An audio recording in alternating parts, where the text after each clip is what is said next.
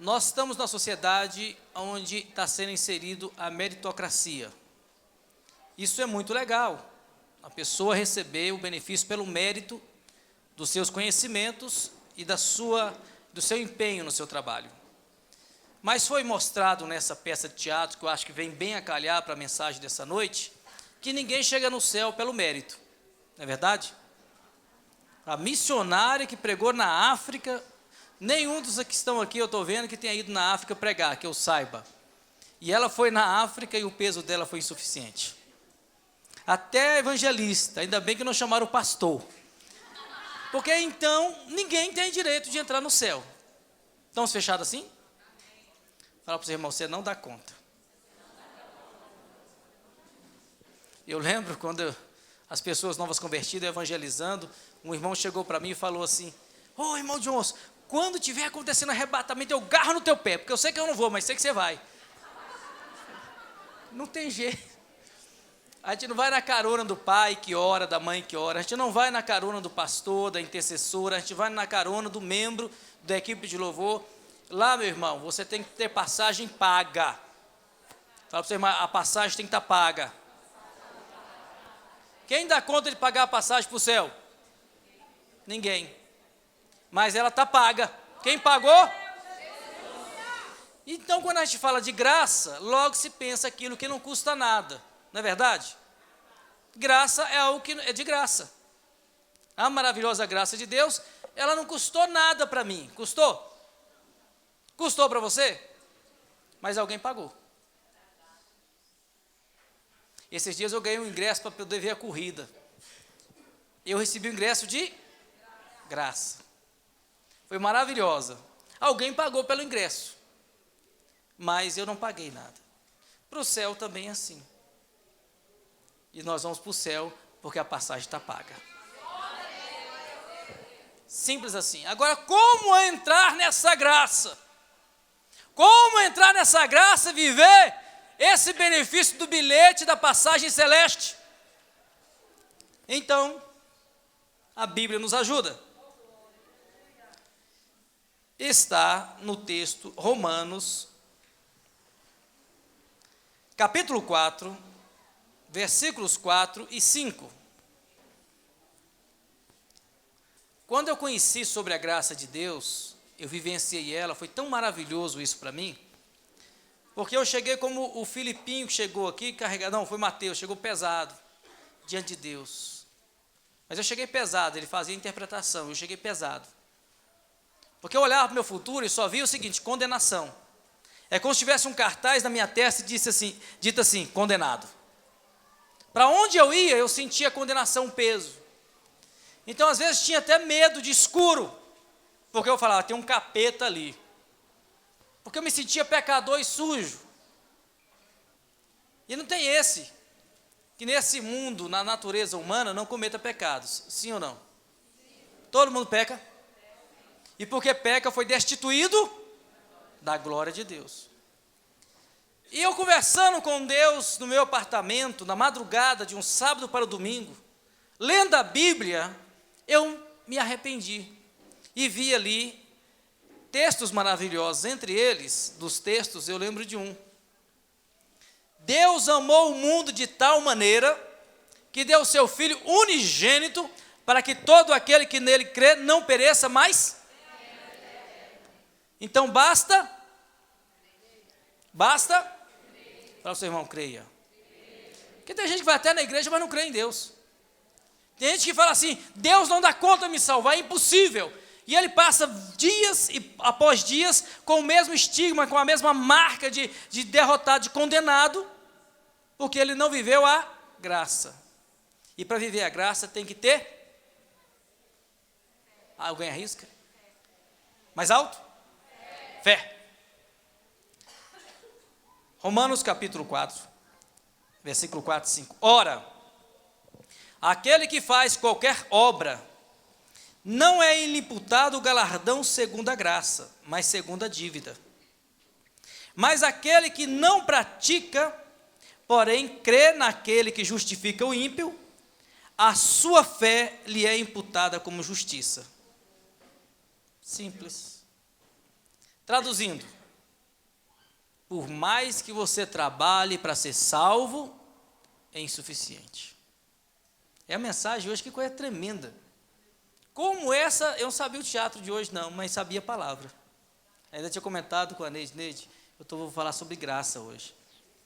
E veio essa peça que está falando o que eu ia pregar. Eu já até entendo que a pregação está feita. Não ouse subir na balança. Não ouse tomar diante de Deus e dizer, Senhor, eu fiz. Porque a Bíblia diz, a minha Bíblia diz, a sua Bíblia diz, está escrito lá, apartai-vos de mim, malditos. Porque ele diz, o povo chega diante de Deus no tribunal e fala assim, igual esse dia, Senhor, Senhor, eu sou salvo, você não é salvo, apartai-me, mas Senhor, que ele fala assim, eu estive nu e você não me vestiste, estive preso, não me visitaste, estive doente. Então, ele comenta algo sobre o amor, sobre a participação desse reino de Deus, que eles não participaram. E quando você é salvo e está em Cristo, Cristo habita em você e age em você. Você entende isso? Então o texto aqui está dizendo, aquele que faz qualquer obra, não lhe é imputado o galardão segundo a graça, mas segundo a dívida. Por mais que você trabalhe, e é importante trabalhar na obra de Deus, porque uma coisa é salvação, outra coisa é galardão. Fala para o seu irmão, galardão é diferente de salvação. E galardão, e a Bíblia fala sobre galardão de pessoas que trabalham na obra, que recebem às vezes pouco, mas se dedicam e multiplicam o talento ao ponto de ser reconhecido por Deus e ser galardoado por aquele que é dono da obra. Galardão, meu amado, nós vamos receber. Então quando você faz a obra, quando você dedica, quando você ama, quando você atua, quando a vida tem diferença na terra, como diferença? Você não passou na terra sem praticar o amor, mas aonde você passou, deixou as marcas do Evangelho, o amor de Deus, a prática da justiça, dos dons de Deus, do amor de Deus, você recebe galardão, porque você influenciou, tocou em coração, foi um instrumento de Deus, mas você não é salvo por isso. Tem que saber separar. Porque são pessoas que às vezes passam a vida inteira pecando, errando, roubando, mentindo, prostituindo, adulterando, fazendo coisas erradas, mas um dia, no momento final, ele reconhece Jesus como Senhor e Salvador da sua vida. Ele fala, Senhor, eu confesso, sou pecador, mas tem misericórdia de mim, que eu sou pecador. A Bíblia nos ensina que o nosso Senhor e Salvador Jesus Cristo perdoa os nossos pecados, porque Ele já pagou na cruz o preço do perdão dos nossos pecados. Oh, coisa boa! É simples, esse evangelho tem que sempre voltar ao altar, porque, meu amado, quando as pessoas começam a dizer, eu sou da igreja muito boa, da igreja A, da igreja B, aquela igreja é uma bênção, você é salvo porque eu sou dela. Não é salvo porque você é membro de uma igreja, você é salvo porque você crê no Senhor Jesus Cristo. Louvado seja o nome do Senhor. Nós somos salvos por causa de Jesus, por causa da cruz de Jesus. Mas nós somos galardoados quando nós fazemos a obra. Agora, Deus sabe o tamanho do galardão que Ele vai dar, porque Ele sabe o coração e o sentimento de cada um. Quando nós fazemos pelo amor, pela obra, você nem se preocupa se alguém vai ver, porque Deus está vendo. No trabalho, a gente muito se preocupa, e eu já na história de profissional de 30 anos, 30 e poucos anos de trabalho, eu sempre via, e teve uma época que eu me preocupava se o pessoal percebia ou não o meu trabalho para ser valorizado, ser reconhecido. E com o tempo eu descobri, eu falei, não se preocupa não, falo com o pessoal mais jovem, começa, se preocupa não, faça bem feito, sempre tem alguém vendo. Com Deus, faça o bem feito, que Ele está vendo. Há o galardão da parte de Deus que vai te galardoar. E Jesus vai salvar todos que creem nele. Um momento, meu amado, que confessa a Ele, que entrega a vida a Ele e confia nele. E o perdão vem para esse, porque já foi pago. É mérito de Jesus e a glória vai para Ele. Não é glória do homem, mas a glória de Deus que salvou todo aquele que nele crê. Aleluia, isso é bom demais. Isso era tão importante e tão entendido na igreja primitiva, que teve uma época de muita perseguição e de luta. E sempre no final das cartas escrevia que o amor de Deus Pai, a graça e a paz do nosso Senhor e Salvador Jesus Cristo, a comunhão e a consolação do Espírito Santo seja convosco. É a bênção apostólica. O último livro da Bíblia, nesse conjunto de livros, a Bíblia, no versículo 21, em Apocalipse diz: a graça de nosso Senhor Jesus Cristo seja com todos. Amém. Para a gente que lê o texto, às vezes só parece um jargão, uma expressão, uma norma literária. Para quem escrevia, não. Era uma coisa desejada, era uma coisa ensinada, era uma coisa compartilhada entre aqueles que viviam a igreja. E às vezes nós falamos isso, mas não colocamos o peso, o significado nisso. E às vezes lemos o texto e não entendemos o peso do significado de graça.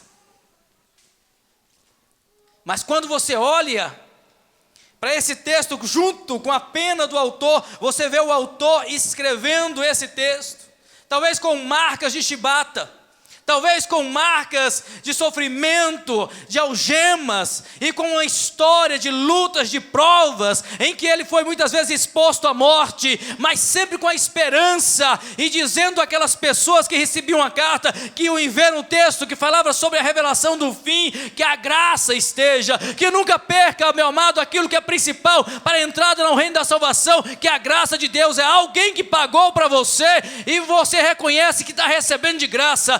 Então nunca diga que eu sou merecedor, meu amado, do reino da salvação. Você é merecedor da graça, ou seja, você precisa da graça de Deus para ser salvo, mas ninguém tem direito de entrar no reino de Deus pelas suas obras. É aquele texto que sempre eu gosto de meditar nele, do filho pródigo. O filho pródigo, ele está lá junto aos porcos, largou o pai com tudo o que o pai dava a ele, e ele foi para o mundo, gastou tudo. No final ele lembra assim: meu pai é um bom homem, voltarei para a casa do meu pai, quem sabe eu possa trabalhar como jornaleiro, ou seja, ser diarista na fazenda do meu pai, e poder comer junto com os empregados, porque ele trata bem os empregados dele. Ele não achava-se digno de ser chamado filho, tanto que quando ele chegou do pai, fala assim: pai, pequei contra Deus, pequei contra ti, não sou digno de ser chamado teu filho. Mas o pai não está olhando para isso, meu amado. A graça de Deus é algo assim, ele não olha se a pessoa merece, mas quando a pessoa se volta para Deus e diz: Deus, eu não mereço entrar no céu, mas Jesus Cristo morreu na cruz, tem misericórdia, perdoa o meu pecado, me recebe na tua presença. A Bíblia diz que o pai saiu correndo em direção ao filho. Entenda que um pai naquela geração, naquela época, ele não corria até o filho, ele ficava em pé e o filho corria até o pai. Só corria, meu amado, um homem de posse, um homem de postura, um homem de família, ele só corria quando tinha que entrar na batalha, porque era um momento que o guerreiro entrava na batalha e tinha que correr para entrar na batalha, era um motivo de honra. Mas com o filho, ele não corria o filho corria para o pai. E o texto diz diferente, que o pai correu até o filho. O pai, um homem judeu, ele não tocaria no homem imundo, porque ele se tornaria imundo. Então esse homem tinha que se purificar, se limpar, porque ele estava junto a porcos, ele estava junto aos ímpios, ele estava na mesa do pecado. Mas ali, a palavra de Deus diz que ele não se purifica primeiro para chegar a mim. A Bíblia diz que quando o homem, o filho pródigo, voltou para a casa do pai, o pai correu a ele e abraçou ele, aleluia, e falou: dê um banho no meu filho, aleluia, dá uma roupa nova para o meu filho, põe um anel no dedo do meu filho. Está dizendo para ele que eu te limpo, eu te restituo, e eu digo a você que eu tenho aliança com você, mas eu não sou merecedor, mas você é meu filho, aleluia. Isso é graça, isso é graça. A graça de Deus que nos atingiu. Quando você se volta para Deus, você pode estar fedendo porco, mas Ele, aleluia, vai te abraçar gostoso, vai te abençoar e vai te restaurar na presença dEle.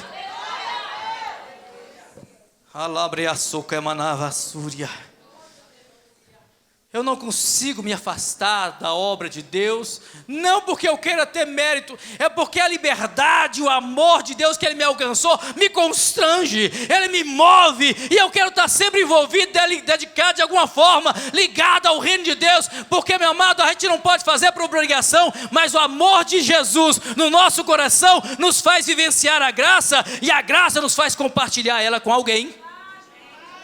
Fala para o seu irmão, a graça te abençoe.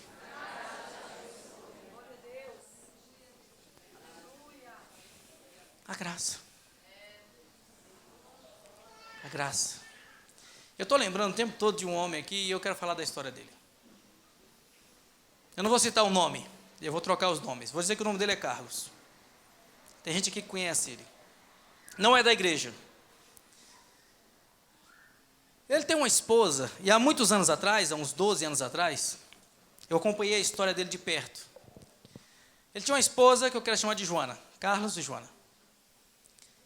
Essa esposa estava com uma criança de colo, bebê, filho deles, e ela teve uma depressão pós-parto. Os dois eram da igreja, aplicados, dedicados. E aquele homem, acompanhando a doença da sua esposa, sempre ali preocupado para ela restaurar. Mas ele tinha que trabalhar, saiu para o trabalho, deixou ela em casa, e ela com aquela depressão, com aquele pensamento de morte, o tempo todo fragilizada, por um momento que ela estava vivendo. Ela pegou a criança e foi em direção a um lago. E entrou no lago para se matar, junto com a criança. Então aquela mulher, a Joana, ela com a criança no colo, conseguiu que a criança morresse, mas ela não morreu. É uma coisa chocante. Esse marido era a filha única que ele tinha. E viu aquela situação, um homem da igreja. E viu que ela estava realmente com transtorno, ela estava com um problema psicológico, psiquiátrico, e precisava de tratamento. Eu sei que muitos homens, talvez você, irmão que está me ouvindo, não, como diz o jovem, não seguraria a onda. Por quê? Como conviver agora com uma mulher que fez uma coisa dessa envergadura? E eu vejo nisso, muitas vezes, o ato da graça, a presença da graça. E aqui eu fui procurado por um pastor amigo, e falou, olha pastor, tem essa história, o homem está na situação, e por um acaso ele trabalhava numa empresa que prestava serviço, e presta serviço até hoje a CAESB, é um homem muito bem sucedido na questão profissional. E eu fui no hospício em Anápolis, acompanhei aquela mulher, orei uma vez, orei 2 vezes, acompanhei esse homem aqui, ela saiu do hospício, teve questão judicial, julgamento, e aquele homem não abandonou aquela mulher. Eu ficava impressionado, porque ela ficou muito tempo, ela perdeu o controle de si, ela era uma pessoa que perdeu o cuidado de si, e aquele homem, com a postura digna, não via erro, não via falha, não via pecado, um homem bonito, a mulher, ela ficou numa situação muito difícil, e ele continuou amando ela, cuidando dela, sem poder ter, digamos, uma mulher em casa e ter uma história dessa. Eu olhava assim e falei, meu Deus, como este homem me dá um exemplo do exercício da graça. Eu não sei se eu daria conta de fazer como esse homem faz. A gente ia orar, mas orava e saía, e ele estava todo dia. Às vezes, quando nós estamos com pessoas do nosso lado, deu o primeiro probleminha, você quer jogar fora. Quer rifar, quer desistir daquela pessoa, por quê? Porque você não quer suportar aquele problema. E aquele homem, ele tinha sido alcançado pela graça de Deus, e agora ele estava numa posição em que a graça de Deus tinha que estar nele. Você entende isso? Mas como é difícil acompanhar, arrumar advogado, pegar laudos, estar atento a tudo, largando o trabalho e cuidando da mulher durante todo o tempo. Detalhe, ela ficou durante uns 8 anos com aquela depressão e com aquela enfermidade, ficou vários anos internado naquele hospício, até que ela ficou aos cuidados do marido. Acompanhei ela, eles mudaram para o Gama, eu fui com a Márcia lá, visitei a casa, e ainda ela falava coisa com coisa. Mas que perseverança da graça de um homem para com a mulher. Que hoje nos chama a atenção da graça do pai que deve ter para com o filho, da graça da esposa que deve ter para com o marido, da graça do marido para com a esposa, de irmão para com o irmão, porque o nosso Senhor Salvador Jesus Cristo, Ele é o mestre, então nós somos discípulos, Ele ensina e nós cumprimos aquilo que Ele nos ensina, porque Ele também está em nós, e não é mérito, meu amado, mas o viver a graça é um dizer compartilho desse evangelho, dessa palavra de Deus. Você entende o que eu estou falando? Há um tempo atrás eu quis convidar esse casal para dar uma palestra na igreja. Por quê? Em tudo que acontecia eles me ligavam: pastor, aconteceu isso, fomos chamados na igreja para poder dar treinamento na área financeira. Aleluia, irmão. E ela aí foi recuperando, foi alegrando, foi ajeitando, e tudo ela me ligava para contar, mandar mensagem, e nós ficamos muito amigos. E esse irmão, o Carlos, foi o Carlos que eu dei o nome, né? E a irmã Joana, o ano passado me ligaram. Primeiro ela me ligou, falou: irmão Johnson, eu tenho que te contar. O que foi, irmã Joana? Eu estou grávida. Sabe que a gente, no primeiro momento, pensa: meu Deus. E o marido confirmando: aleluia.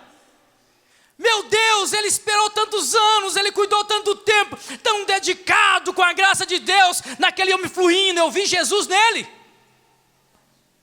A gente vê Jesus nessas pessoas, porque no primeiro momento a gente fala: não, tem que ser presa mesmo. Em outro lugar fala: tem que ir para a cadeira elétrica. Mas a graça de Deus não, olha, tem jeito, tem restauração, tem cura, tem lugar. A graça de Deus, que a graça de Deus seja contigo.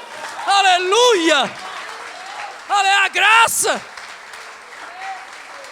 São exemplos da graça. Você nunca vai dizer da graça tudo que ela é. O dia que você falar assim: eu quero falar tudo que a graça é, você matou a graça. Ninguém consegue. Sempre aparece uma oportunidade nova de exercer a graça de Deus. Ele exerceu para conosco, nos perdoando. Fala para o seu irmão: perdoe também. Isso é graça. Mas pastor, se eu perdoar, ele vai me ferir de novo. Perdoe de novo. É graça. Eu te pergunto uma coisa: o que você vai levar dessa terra? Ficar preso a alguma coisa? Não dá para ficar, irmão. Seja livre. Viva a graça. Envolva-se com a graça. Ame a graça. Case com a graça. Aleluia. A graça divina. Se você tem a graça dentro da sua casa, irmão, se a irmã Graça entrou dentro da sua casa, oh alegria, porque sempre vai ter comunhão entre mãe e filha, entre irmão e irmão, e mãe, mas vai ser relacionamento pai e filho, esposa e esposa, porque a graça vai ser um instrumento para que aquela pessoa tenha acesso de novo ao teu coração, para que você tenha acesso ao coração dela. Mas não presta, não tem jeito, mas a graça recupera.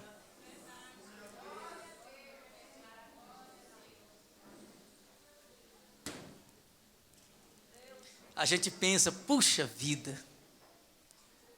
Não me responda, mas o que você faria se tivesse o lugar do irmão Carlos? Esperaria 10 anos? Não, presta mais não, toma para lá, toma de volta.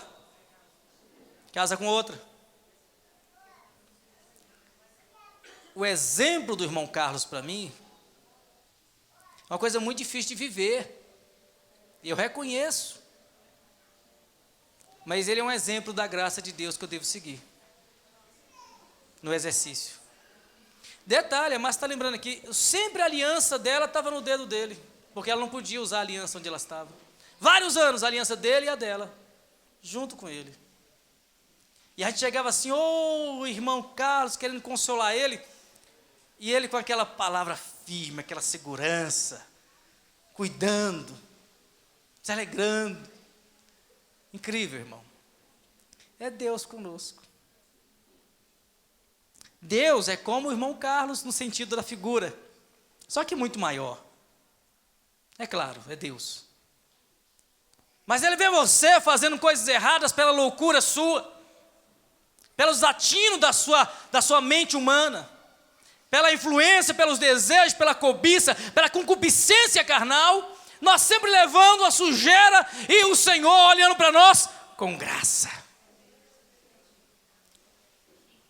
Te fazendo não merecedor, mas participante dessa vida com Ele, dessa comunhão. O Evangelho é bem isso, irmão. O filho pródigo que volta sujo e abraçado pelo pai.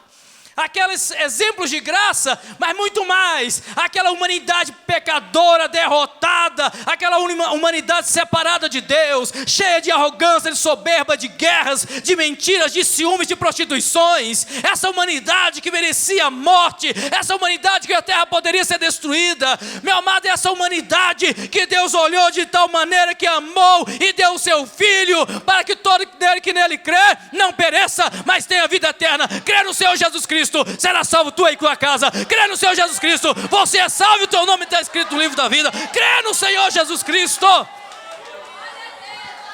Ele é o autor e consumador. A graça de Deus. Aleluia. Você vai fazer uma coisa hoje. Eu vejo um monte de pecador na minha frente. E vocês estão vendo outro pecador falando. Mas fala assim, mas a graça perdoa ele. Nós somos salvos, porque nós cremos que Jesus Cristo pagou o preço. Eu recebo a salvação, não porque eu mereço, mas porque alguém me deu ela de graça. Ele só convida você a andar com Ele pela fé. Isso não é pagamento. Mas se você é salvo, as coisas mudam em você. Você está olhando agora o céu, não mais a terra. Está na terra, faz seu papel, mas você está olhando o céu. Nós vamos para lá. Eu nunca esqueço, e vou comentar para concluir, de uma missionária, grande pregadora, conhecida minha, que eu ficava admirado na forma que ela pregava a palavra, que ela era realmente, é ainda. Vocês não conhecem. Eu conheço ela há muitos anos. E ela num culto de reunião, ela estava feliz porque tinha arrumado um emprego em substituição a uma outra funcionária. Então ela estava substituta. Ela juntou os irmãos no grupo familiar e falou: irmãos, ora por mim. Eu substituí fulana lá no trabalho. Ora para que Deus me dê essa vaga e tire ela. Eu falei: não dá para orar. E às vezes a gente usa a nossa fé, a nossa oração, para prejudicar o outro. Até isso é importante, como nós somos cristãos. A nossa fé, a nossa oração tem que ser para o bem do outro. A gente não pede, dê-me aquilo que não me pertence. Quem decide isso é Deus. Isso mexe no caráter do homem. E eu vejo tantas vezes que a pessoa vai buscar aquilo que não é dele, faz campanha pedindo o que não é dele. Tudo bem que você peça algo que não é seu para que você venha ter, mas nunca peça para tirar do outro. Isso é falta da graça. Pelo contrário, esse é o exercício do egoísmo, que é contrário totalmente da graça. Isso mostra um pouquinho de muitos comportamentos de muitas igrejas hoje em dia. E nós somos a igreja do Senhor que temos que fazer a diferença, a graça. Vocês entenderam? Fica de pé em nome de Jesus.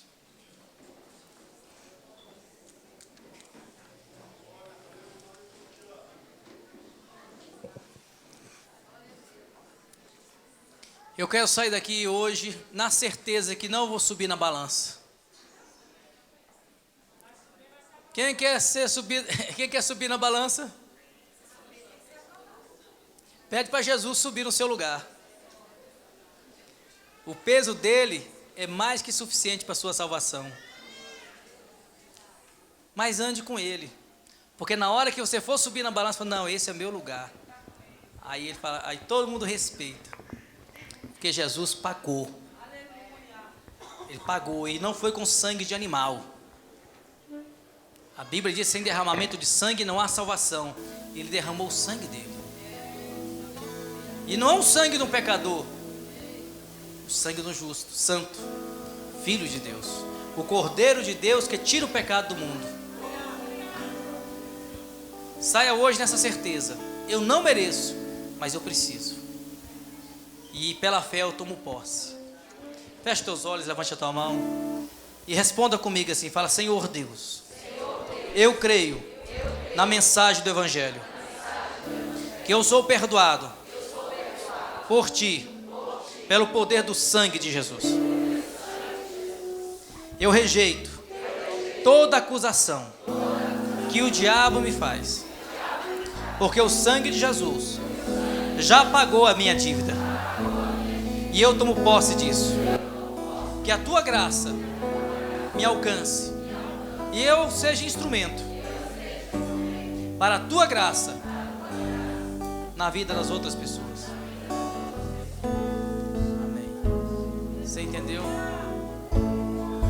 Aleluia. Fecha os teus olhos um pouquinho. Eu quero orar contigo. Ronde plafia sobre candorinasce. Espírito Santo de Deus, meu Deus e Pai, Criador dos céus e da terra, nós viemos na Tua presença esta noite.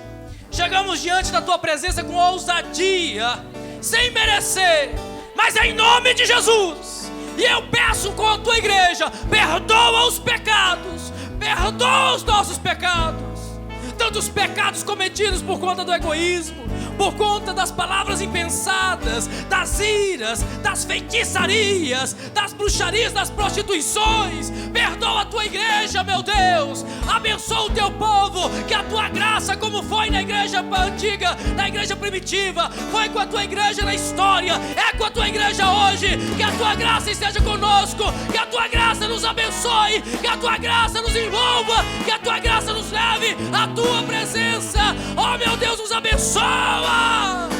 Labre a cara, mandou manarás. Envolve a Tua igreja, meu Deus. Pobre pecador, Deus me ama. Sinta tocado pela graça de Deus.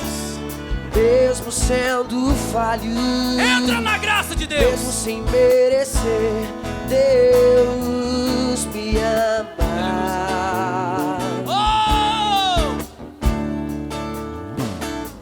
Se estou forte, se eu estou de pé, Deus me ama. Que a Tua graça, a graça de Deus entre na tua casa. Se estou fraco, se eu estou caído, Ele não deixa de me amar. Sem o Seu amor, sem o Seu perdão, o que seria de mim? Deus me amou tanto que entregou Seu Filho para morrer em meu lugar. Deus me ama e o Seu amor é tão grande e incondicional. Deus me ama e Ele está sempre de braços abertos pra mim. Você não vai sair para sua casa hoje sem se sentir abraçado por Deus, porque o Espírito de Deus te abraça, te recebendo. Você que estava afastado por algum motivo, desanimado, volte. Pobre pecador, Deus me ama. Eu sei que Ele está nos abraçando esta noite. Mesmo sendo falho, mesmo sem merecer, Deus me ama.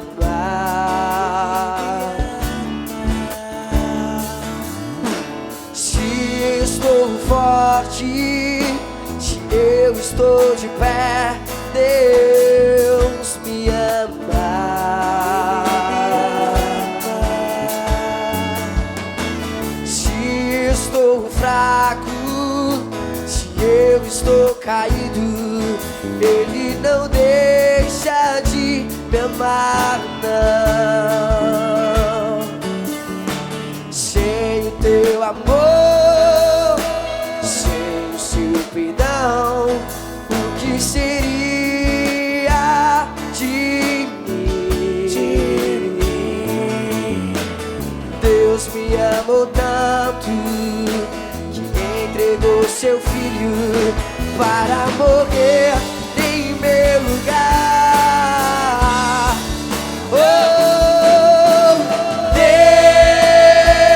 Deus me ama e o seu amor é tão grande e incondicional. Deus me ama e Ele está sempre de braços abertos pra mim. Deus me ama e o seu amor é tão grande e incondicional. Deus me ama e Ele está sempre de braços abertos pra mim.